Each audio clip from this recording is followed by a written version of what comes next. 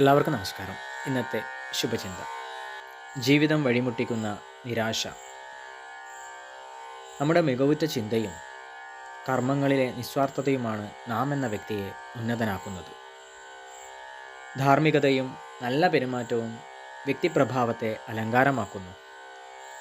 നമ്മുടെ ഓരോ ദിവസവും പുതിയ തുടക്കമാക്കുക. ചെയ്യാൻ കഴിയാത്ത കാര്യങ്ങളെ ഓർത്ത് വിഷമിക്കാതിരിക്കുകയും കൊടുങ്കാറ്റിനു നടുവിലും നല്ലതേ വരൂ എന്ന ആത്മപ്രതീക്ഷ കൈവിടാതിരിക്കുകയും ചെയ്യുക. നമ്മിലൂടെ വിട പറഞ്ഞ നാളുകൾ തിരിച്ചു പിടിക്കാനോ ഭാവിയുടെ വിധികളെ തടുക്കാനോ നമുക്കാവില്ല. പിന്നെന്തിന് നാം നിരാശപ്പെടണം? എല്ലാവർക്കും നന്മകളുണ്ടാകട്ടെ. എല്ലാവർക്കും ജീവിത വിജയം ഉണ്ടാകട്ടെ. നന്ദി, നമസ്കാരം.